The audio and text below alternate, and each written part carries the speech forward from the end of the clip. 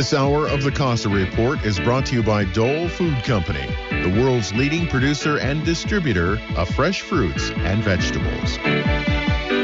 Welcome to the Costa Report. I'm Rebecca Costa, and thank you for joining me for another 2 hours of Straight Talk Radio.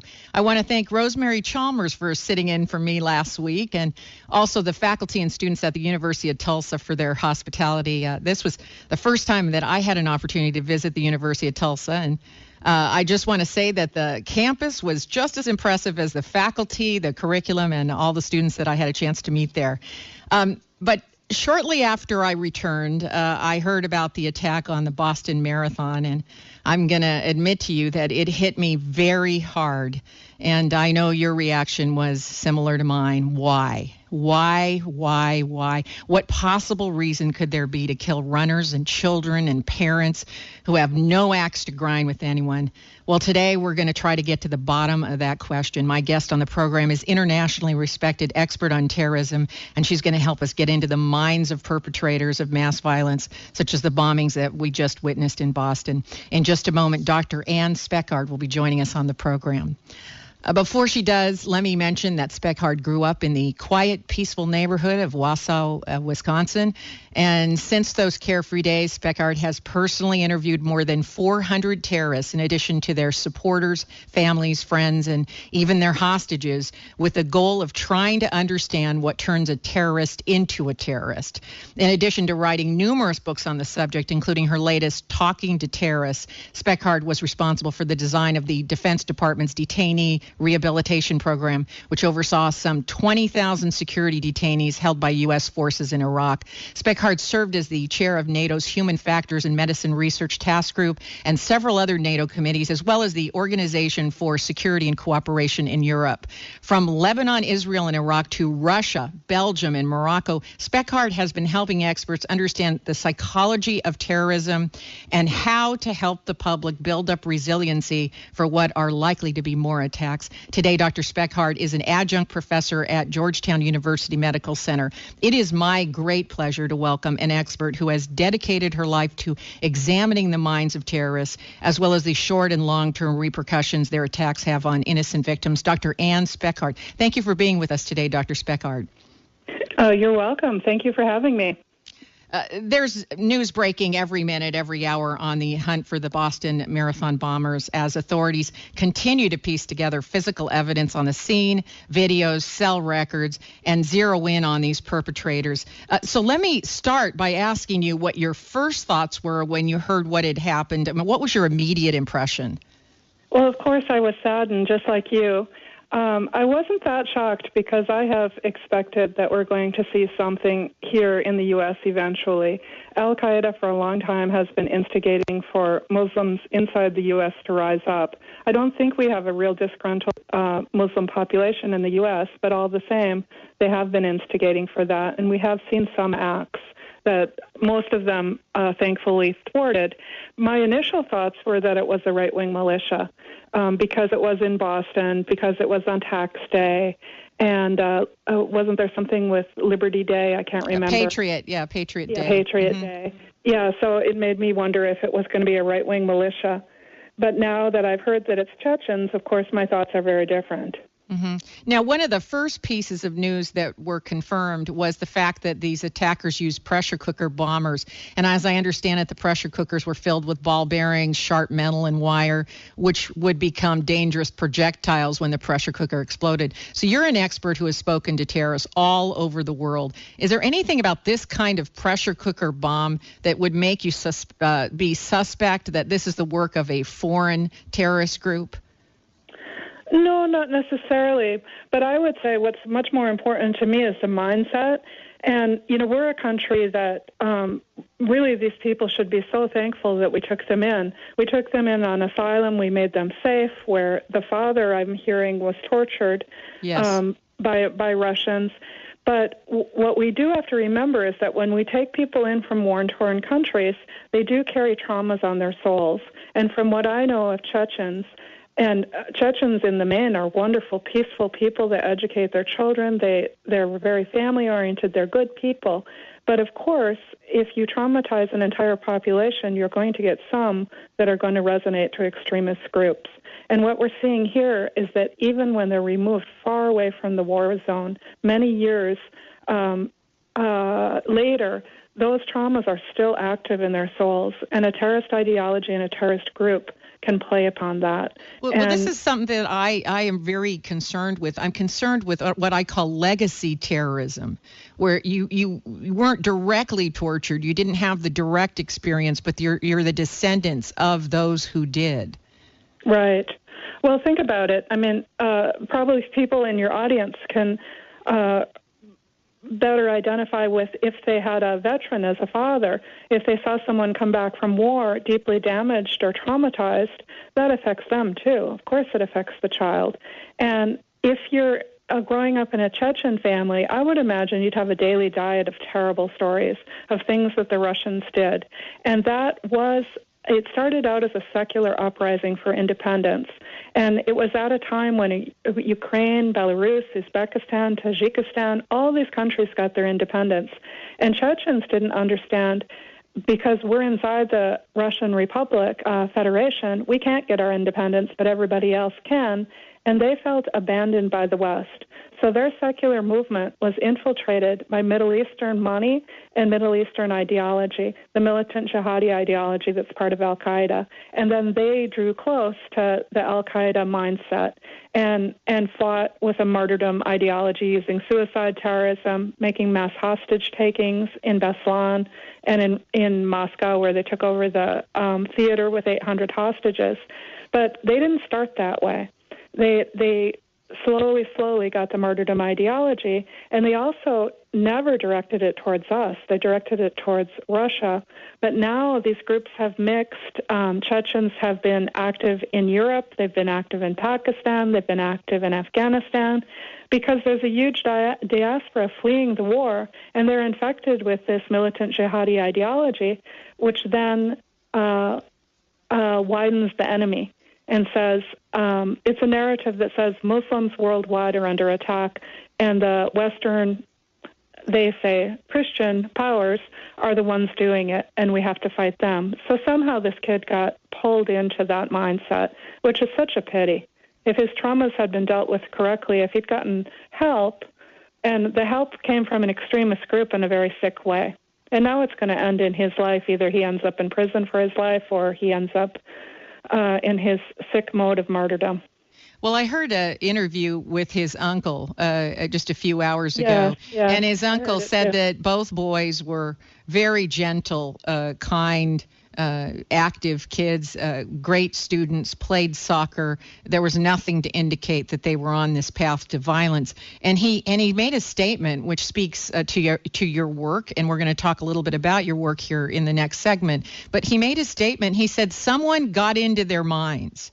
Exactly. He said someone told them something. Someone made them believe something, because it was inconceivable to him that these boys would suddenly become actors in a violent theater. And it seems to me that these militant jihadi ideologists, they get into where there's mass malcontent. They know where the soil is ripe to plant their seeds, don't they? That's exactly right. They exploit vulnerabilities. They exploit pain.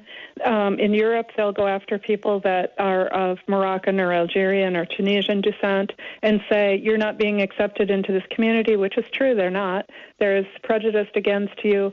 You should join us because we want you. You can be a hero for all Muslims. Here, I think it's a much harder sell, but they could sell it to somebody probably from Chechnya because they could play on their traumas. And I also heard that the father is living back in Dagestan and that the son went back. So if he went back, he probably was in direct contact with extremist groups. Well, we have to hope and pray that this gets resolved without any further damage to any other human life, and so we've got our fingers crossed that they are able to arrest the last suspect. But I'm not sure that it's going to quite end there. We have to take a short commercial break. When we come back, we'll talk about the different mindset that terrorists have inside conflict zones and those who are not part of a conflict zone. You're listening to the Costa Report.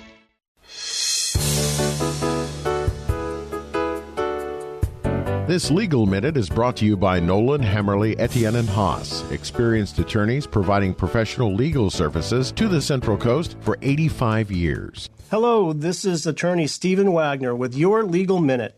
Have you ever said to yourself there ought to be a law for that? Well, often there is. For instance, when it comes to liability for what an employee says or does.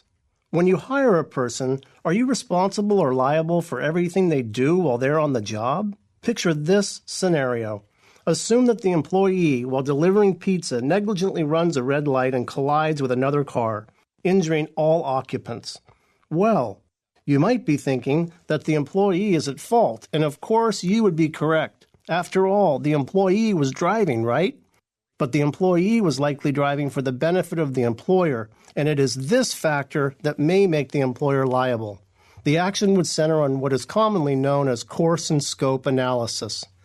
If the injured party can show that at the time of the collision the employee was engaged in conduct that benefited the employer may be liable. Of course, this is a fact-sensitive inquiry, and there may be facts to support that the employee took a detour or did something not reasonably contemplated by the company. And that very issue is often a point of contention. So, like most everything in life, the facts control the outcome. Is there a moral to this story? Yes. Employers should engage in prudent hiring practices, background checks, and ongoing supervision, all as consistent protocol. This is Stephen Wagner, and that's your Legal Minute. Brought to you by Nolan, Hammerly, Etienne, and Haas. Selected in 2013 as one of the top law firms in the United States by Martindale-Hubbell.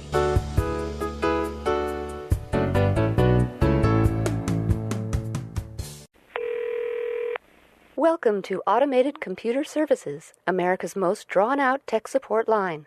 One moment, please. At any time during this recording, you may press the 5 key should you feel so inclined. Press 1 for Spanish, 2 for Bushman, 4 for a remote dialect in Peru, 5 for English, 6. If you know your party's extension, please wait for your opportunity to dial it. If you'd like to speak with a human, you've called the wrong number. If you've reached this message after hours, please return to the secondary main sub-menu by pressing the pound key 7 times, followed by the 8 key. If you feel you've reached this recording in error, we wish you better luck next time.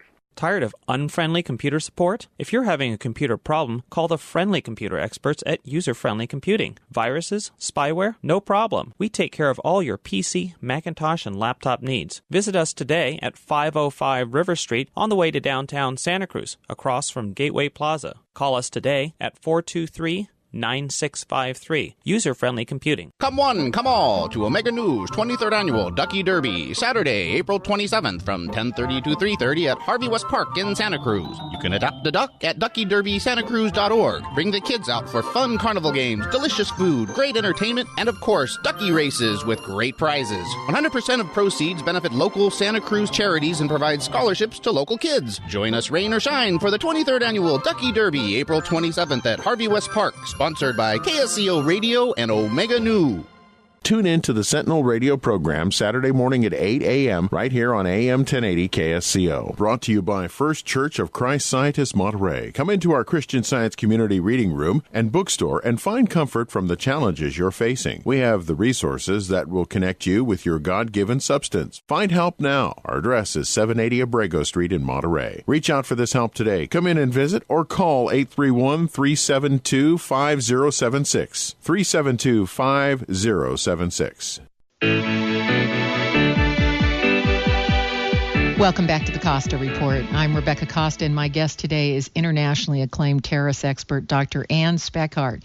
And before the break, you were making the point that many times these perpetrators of terrorism can be shown to have lived through difficult and extremely stressful environments, which those who have militant ideologies, they opportunistically jump on top of these environments, and they give people some hope that they could be accepted, that they could achieve something of greatness, and it's exactly the thing that they're missing. And by providing that, they're able to recruit them. So after personally interviewing hundreds of terrorists, you've determined that the things which motivate and activate a terrorist in a conflicted area like Libya or Iraq are somewhat different from those who motivated terrorists in a non-conflict area such as the United States or even Belgium. So tell us a little bit about that. Okay. Well, Rebecca, if you're in, let's say, the West Bank or Gaza, and a soldier comes in and accidentally kills one of your best friends, you might want a revenge. You might want to kill somebody just because you've seen the death. If you're in Chechnya and someone's tortured your father, for instance, you might want a revenge. But if you're in Belgium and you've never seen death, no one's been tortured, there's going to be a different set of motivations. It's not going to be trauma-driven or revenge-driven. It's going to be more, if you went to a job interview and they said, Fatima, we'd like to hire you, but with an Islamic name like that, we never could. Or Jawal, I'm sorry, but we don't hire people of Moroccan descent, and you'd have to change your name. Those kind of things. Or in Belgium, I saw all the time that kids of Moroccan descent would be turned away from the bars systematically. They would go, 5 or 6 of them, to go out clubbing at night, and the white kids would get in, and the Moroccan kids wouldn't. That can create an anger. Here, I think that we have a pretty good life for everybody. I mean, we're not totally equal. Some people get ahead much easier than others, but we embrace our immigrants. I always like to say I'm very proud of the U.S., that Zal Khalilzad, who came out of Afghanistan in his lifetime as a refugee, then became the U.S. ambassador to the United Nations. I mean, what other country could that happen in? I don't think there's another country where that's possible, and we hear about these success stories every day, and yet the image that we have is that, you know, there's almost a discrepancy between the opportunities that you have when you come into this country and then the way that we're perceived by the rest of the world. Right. And what happens is with terrorism, it's not just trauma. Like in the case of these Chechen boys, it's not just trauma. It's that you have to be somehow introduced to an ideology that justifies killing civilians. Because we all know it's always wrong to attack civilians, but somehow they get talked into that you're in some kind of a cosmic war, and the regular decencies and normalities of life are set aside, and you can attack civilians, which every religion in the world says is wrong, and every theory of war says is wrong. And so they got exposed to an ideology. Maybe the older brother got exposed in Dagestan, we don't know. Maybe the father himself got into an extremist ideology, I don't know. But I would imagine if you saw your father coming home after being tortured, it would put a hole in your soul, and you would be vulnerable to someone playing with that and saying, look, you can fight back. But then they widened the target and said you can fight back against Americans, where we have nothing to do with this. Mm-hmm. We have nothing to do with what happened in their lives. Well, and the thing that struck me most about your research and also your latest book, Talking with Terrorists, is that the birth of a terrorist requires a certain convergence of factors. First, there's an actual group that has an identity and it functions. And the second is that there's an ideology which, as you point out, justifies attacking innocent civilians. And then third, there's some level of social support. And last, which is I find to be the most interesting, is that the individual who's recruited has to have some vulnerability, some susceptibility. I'm so honored that you read my book so carefully. Thank you, Rebecca. I think it's a fantastic book. I want everyone to go out and get Talking with Terrorists, because I don't know any writers that have actually sat down and interviewed terrorists and where it's coming from an empirical place. And I think it's very important, with everyone being very fear-driven right now, to get facts. And so I'm honored that you're on the program, and the book is fantastic. I hope more people will go out and get it. So let's talk about that vulnerability. Is that, you kind of paint the case here that that's a possibility for these two brothers? Well, what I think, we've seen this happen in the States before. We saw the Somalian kids who, when people asked me years ago, will we have suicide terrorism in the States? I said if we do it, it will be among the Somalian refugees in Minnesota, and I was right. They didn't attack inside the U.S. They joined al-Shabaab, but al-Shabaab lists us, Americans, as a target, and they became suicide bombers over in Somalia. And the way it worked for them is they came out of a war-torn country as well. They probably had a daily diet of stories looking back home. They probably had a longing for back home, lots of pain and mixed up feelings. And someone from Europe of Somali descent came and glorified it and said he had been in jihad and it was such an amazing thing. And these kids in Minnesota were described to me as blacker than black, that they couldn't fit in with the black kids, they weren't doing well in school, so they had lots of reasons for looking for something, some way to succeed in life, because the normal pathways weren't working for them. And then they were exposed to a group, they were exposed to an ideology, it was very glorified, it met some of their needs of going back and kind of figuring out where they'd come from, and they went off and some of them killed themselves while killing others. In the Chechen kids' story, we have a much prettier story, which is so sad, that they were integrating, that they were doing great, that their friends loved them, their coaches loved them, they were doing well in school, they were getting scholarships. They sound like really lovely kids, but someone came and played with a hole in their soul. Someone came and twisted this and said, this pain, this is happening to other people, you need to do something about it. And instead of do something good, do something evil.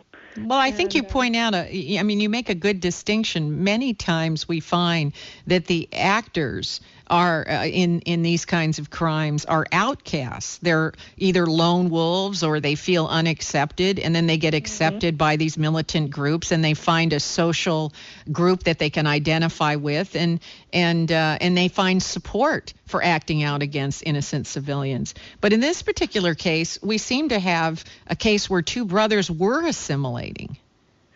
I think I haven't heard all the news stories yet, so I don't want to misquote, but I did hear when I was giving an interview with Rita Cosby, she read that the older brother had been back to Dagestan. And when I heard that, if that's true, I think that alone could be such a radicalizing factor, because if he went back and met with the extremist groups, the things that happened in Chechnya and the things that happened in Dagestan, when the Russians put down their heavy fist, it is so awful.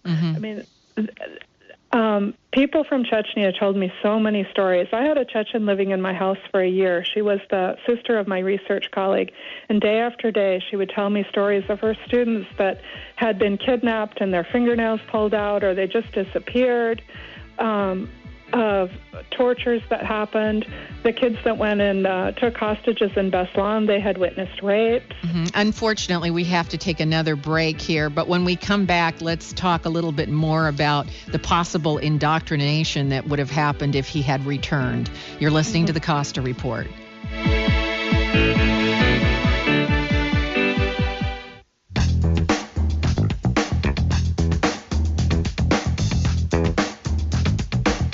Be part of the conversation and join us on Facebook. Take advantage of special opportunities and interesting insight while sharing your thoughts on the topics discussed on the Costa Report and beyond. Like us at facebook.com/Rebecca D. Costa. That's facebook.com/Rebecca D. Costa.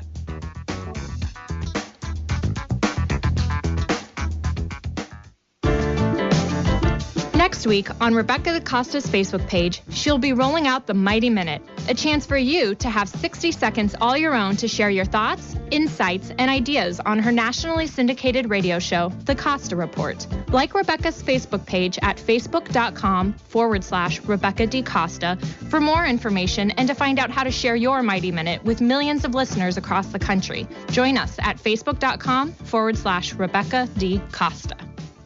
If you want to work until you drop, reduce your standard of living in retirement, or lose more of your hard-earned money in the stock market, then just ignore me. But if you'd like to generate a steady, predictable income, I'm talking real wealth and financial security for as long as you live, then listen to this. A free report is now available that reveals the money-making secrets Wall Street and the banks don't want you to know. This report reveals how you can get guaranteed growth, safety, and wealth-building power without risking your hard-earned money in the Wall Street casino. How you can bypass banks and credit cards and become your own source of financing. And how to get the money you need when you need it, simply by asking for it. This is the best way to have a 100% secure retirement and know your money will last as long as you do. And it beats the pants off any IRA or 401k. To learn more about this method and to get your free special report, visit bankonyourself.com right now. That's bankonyourself.com. www.bankonyourself.com. Props Restaurant and Lounge is open now at the Watsonville Airport. That's right, there's a brand new watering hole ready to serve you 7 days a week for lunch and dinner, located right at the Watsonville Airport. Easy to reach, and what a wonderful destination it is. Prime rib special every Wednesday night. What a bargain at only $14. Steak, seafood, pasta dishes, a terrific burger, all kinds of wonderful things, plus great appetizers, specialty burgers. There's even a kids menu and small plates after 5 p.m. Happy hour Monday through Friday, 3 to 6. So visit Props at the airport. You just take the Airport Boulevard exit off of Highway 1. When you get to Aviation Way, hang a left, and you'll find 100 Aviation Way. It's the airport building, and in it is Props Restaurant. Go, eat, drink, and enjoy. Props Restaurant and Lounge is open now at the Watsonville Airport. Tell them Charlie sent you.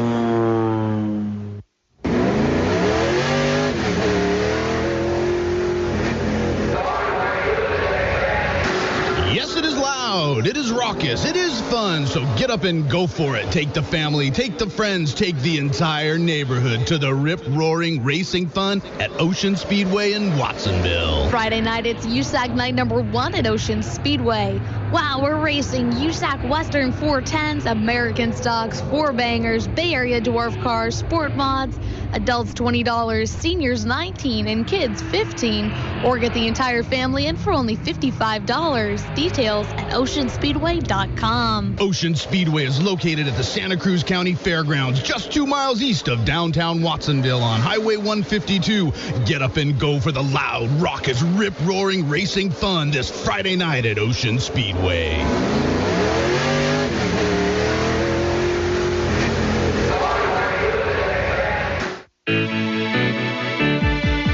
Welcome back to the Costa Report. I'm Rebecca Costa, and my guest today is terrorism expert and author of Talking to Terrorists, Dr. Ann Speckhard. And before the break, we were talking about the fact that there is some growing evidence that the older brother who committed the bombings or are suspected of committing the bombings at the Boston Marathon may have returned to Russia and had an opportunity to be indoctrinized because of the horrible tortures and violence which occurred there. And I wanted to give you an opportunity to continue with that thought, Dr. Speckhard.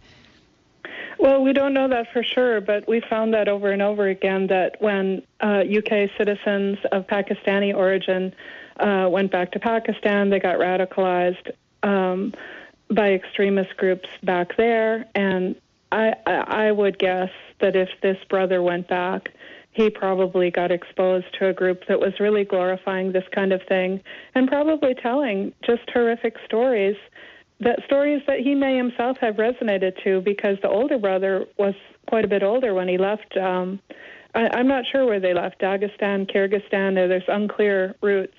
They're Chechen by ethnicity, but it's different reports give them different pathways out. But all the same, he probably got exposed to this.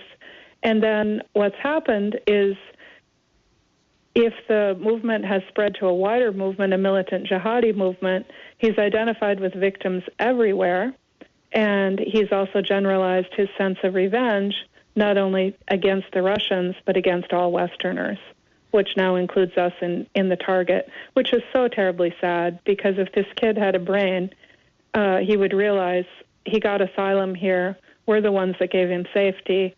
We provided a good life for him. And it's so sad to see a kid's passions twisted by a group and an ideology to want to fight something that is wrong, but to fight it in the wrong ways. Well, and to strike out at the wrong target. I agree with you. To me, this doesn't feel like a logical decision making. This seems like more of a emotional, psychological need that someone has, and it gets manipulated. And we've had that kind of manipulation around for many, many decades, and so it just seems like it's getting perfected. And what I hate about it is that these militant groups are being predators. They're preying on those who are searching for some kind of mission in life, some kind of way to plug a hole that may be hurting them.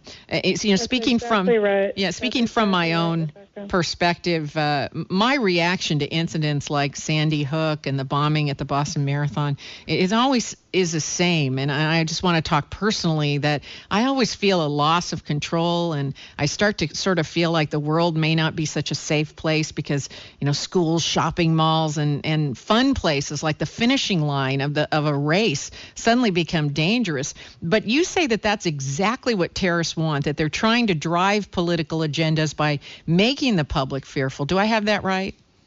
You're exactly right. And what we need to do as a nation, I heard that the mayor set up a fund for those victims, and we all need to contribute so that those people that lost their legs, they're never going to get their leg back, but I hope we make them rich. I hope we give them a good life, that they have good incomes for the rest of their life from all of us donating, so that the message is, okay, you can hurt somebody, but the rest of us come together and help the victims.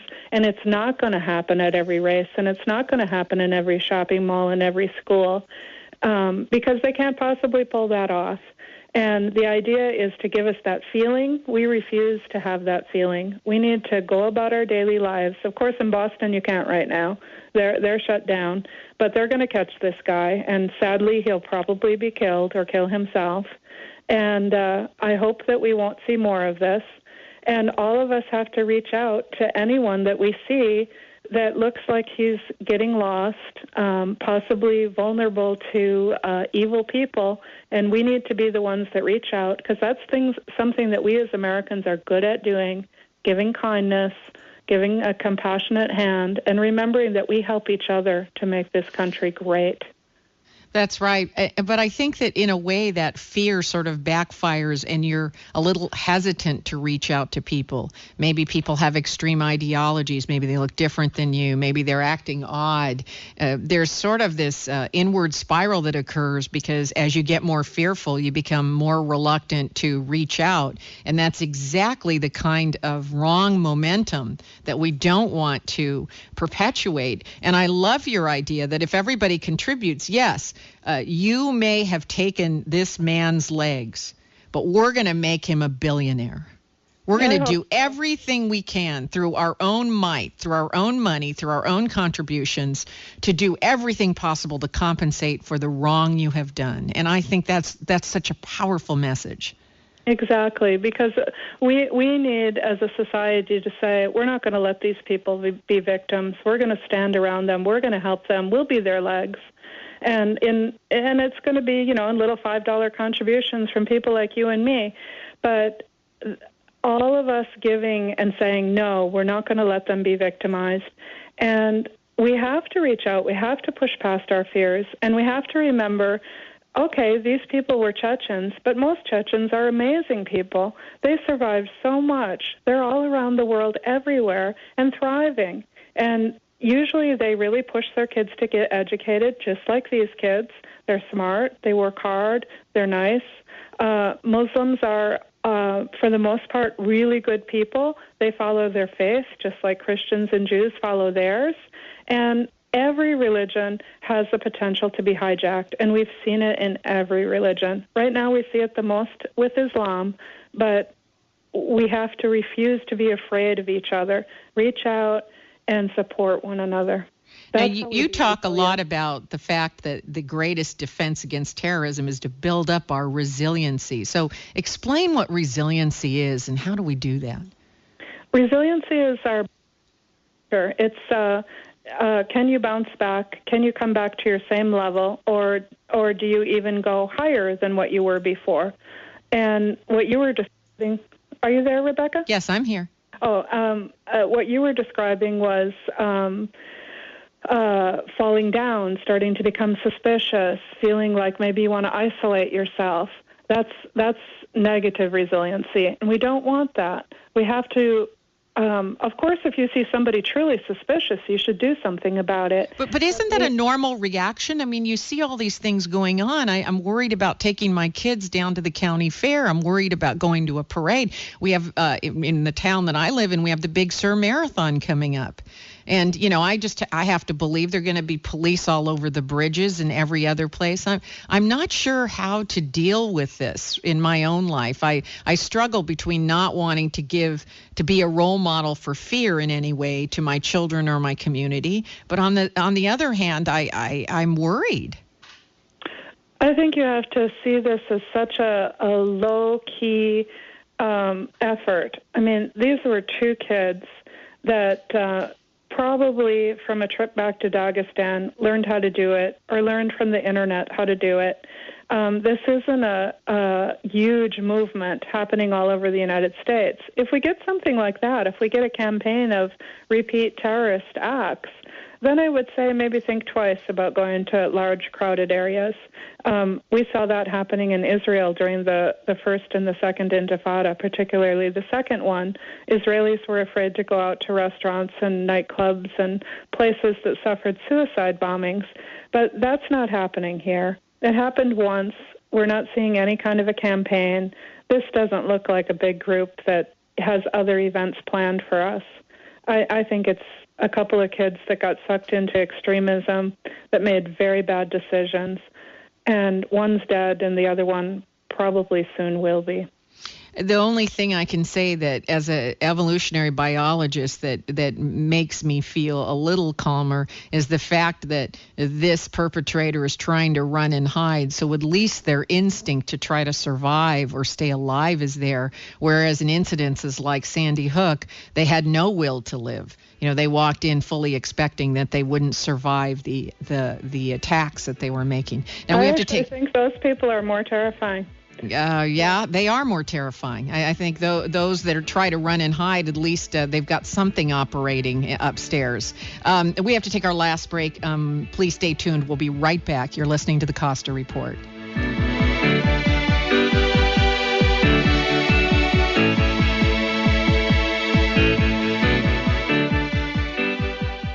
Hi, I'm Amy Tobin, a cookbook author and culinary expert. I'm always looking for creative ideas to take fresh salads to a new level. So I gathered a few friends together for an afternoon of ultimate salad making and salad tasting fun.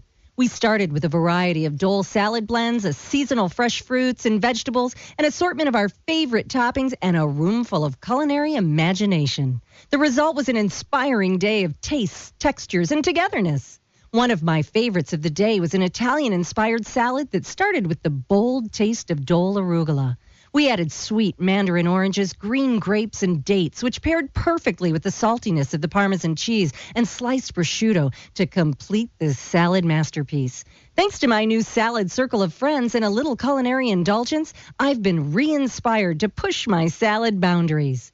To help you get started sharing your own fresh ideas, sign up for the Dole Salad Circle email at dole.com/salad.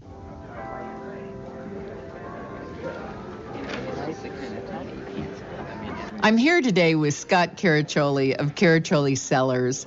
Now, I hear that on the last Thursday of every month, the Caraccioli Tasting Room has become the go-to place in Carmel. As a matter of fact, I stopped by last month. and it looked to me like a private party was going on. So tell us about that. Yeah, we've actually pulled together an Authors and Wine event that's going to reoccur on the last Thursday of every month. We're going to be bringing in a local author and have them signing their books, interacting with their customers, all the while enjoying some of our wines and small bites. And they're the last Thursday of every month, 6 to 8 p.m.? Correct. 6 to 8 p.m. the last Thursday of every month in our tasting room right on Dolores between Ocean and 7th and Carmel. It's one of my favorite places to go. Thank you for being with us again, Scott. Thank you, Rebecca.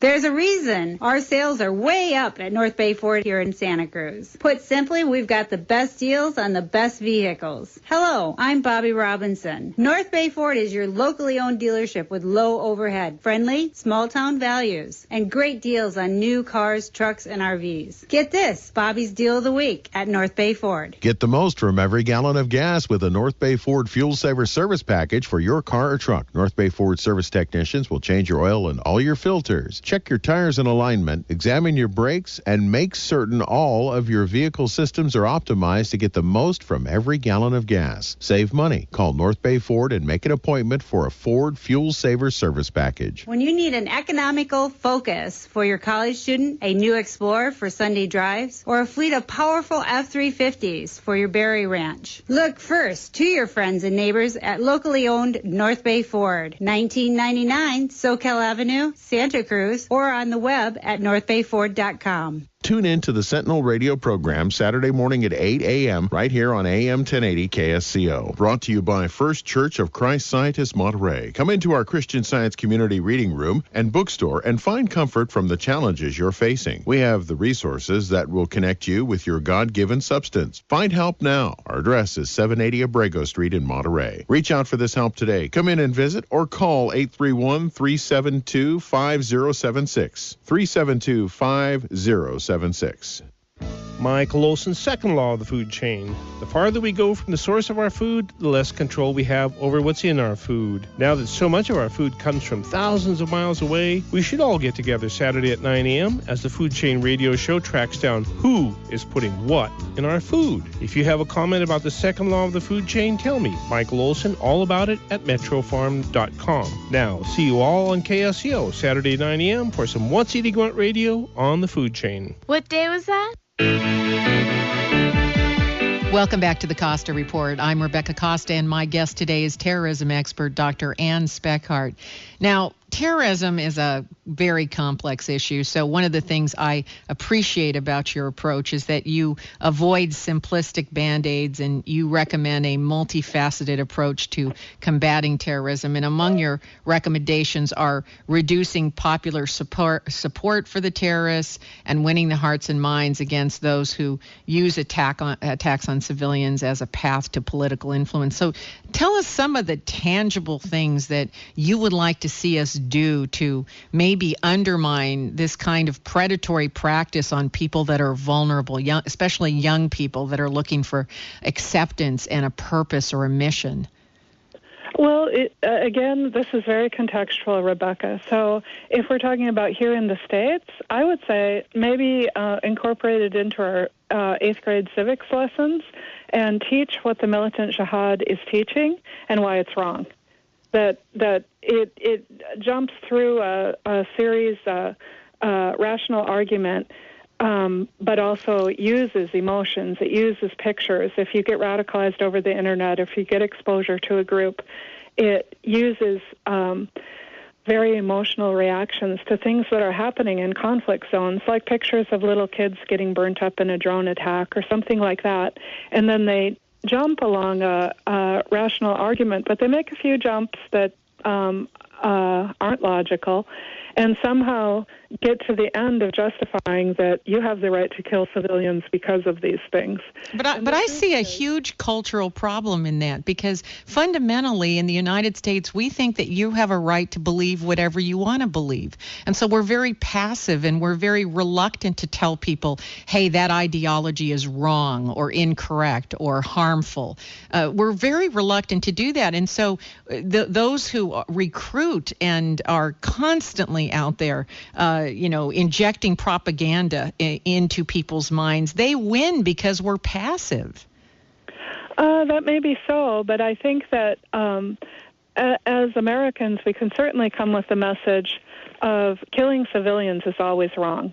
No matter, because the confusion comes for these kids that they get the cause mixed up with a remedy, and they think the cause is so terrible. So whatever has hooked their heart, it's so terrible that any way of fighting back is correct. And that's what we need to be teaching kids if we're going to try to inoculate some resistance here in the U.S., so that everybody understands there's never a justification for terrorism, ever, ever, ever. You don't ever intentionally attack civilians to try to move the political process in the way that you want it to go. And let that be the litmus test. Why not make that the litmus test and say any ideology which requires you to turn weapons on innocent civilians, children, 8-year-old children, is wrong. Exactly. And you could teach that in a civics course in a way that you could show where abortion clinic terrorists who oftentimes use Christian scriptures have justified killing abortion clinic doctors, where you could show whatever ideology these kids were following, if it's the militant jihadi ideology. And you don't have to get into whether Christianity is the right religion or Islam is the right religion, just that these scriptures have wrongly been used to justify something that is never, ever right. Terrorism is always wrong. I think all Americans agree on that, no matter what religion they are. And that you could do as prevention. Then you could also start to think, where do we have vulnerable populations and what can we offer them? Yes. And, so that they don't fall prey. And, of course, our FBI and CIA and other security organs are fantastic, and they track these groups, and we want to stop their exposure to terrorist groups. So we want to stop them meeting them over the Internet, meeting them in person, and if they're traveling, we want to track that. And the better we do on that, the more we know. If this kid was radicalized over in Dagestan and we missed that he went back and forth, came back radicalized, that's a failure on our side.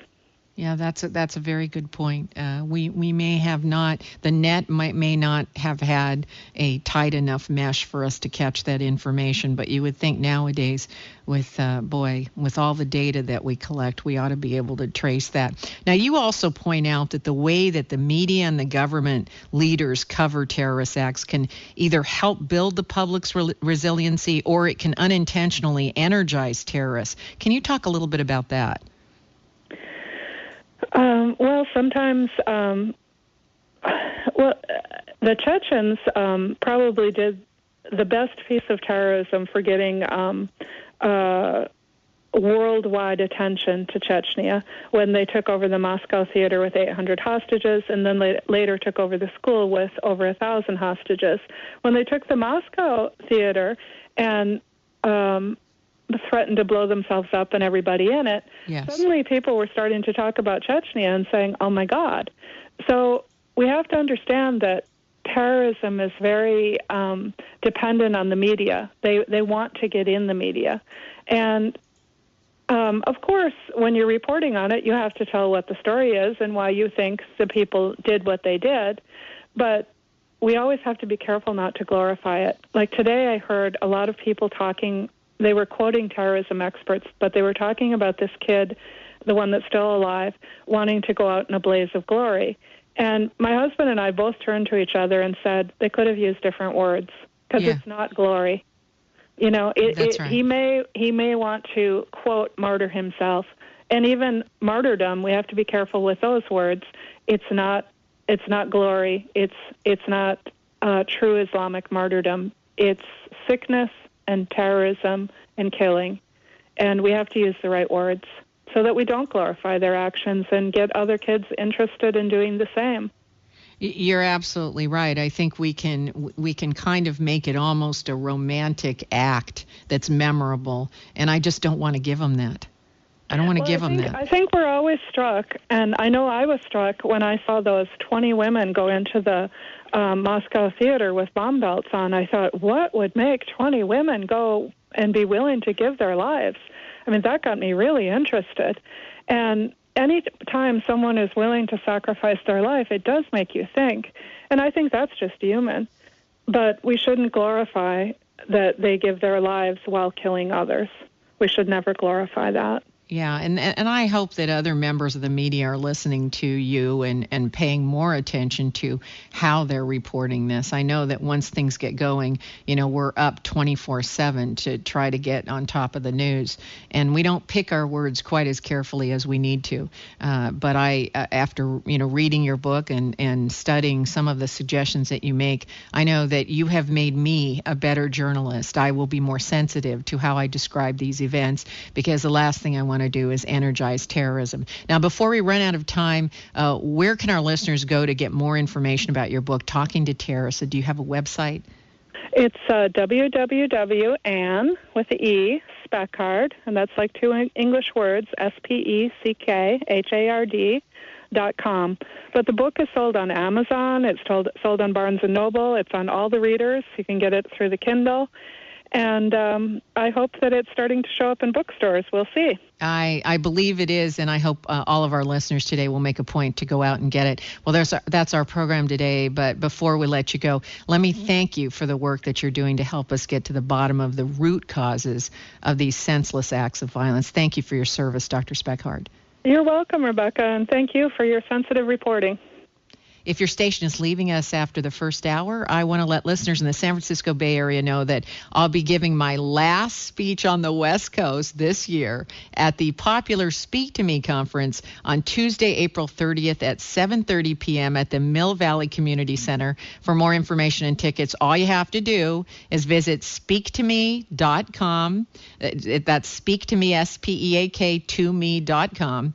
And if you're listening anywhere in the San Francisco Bay Area, I hope that you'll join us, because we're going to have a lot of fun that night. I'll be giving a 1-hour speech followed by who knows, days of Q&A.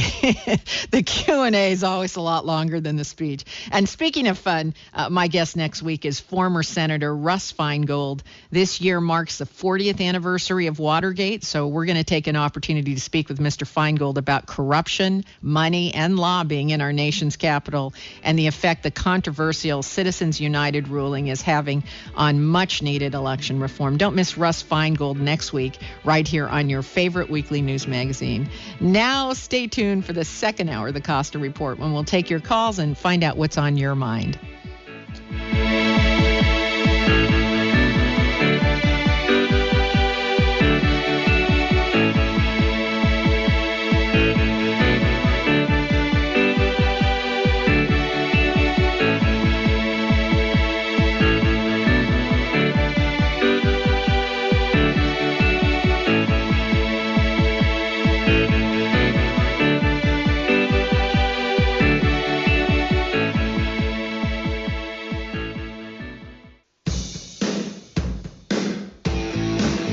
Now, here's something to think about. If we're having the same problems in the United States that every other country is struggling with, then are these problems really domestic issues? At what point do we wake up and say, hey, if it's happening to everyone, it means it's happening to our species?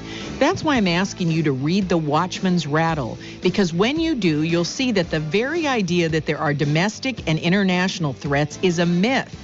All of the problems we face today, problems like unemployment, debt, climate change, terrorism, nuclear proliferation, even the spread of pandemic viruses, involve other nations. So please take a moment to pick up The Watchman's Rattle. It's a perspective you'll not find anywhere else, and it offers us solutions you won't find anywhere else. Get The Watchman's Rattle. Do it now. You'll be glad you did.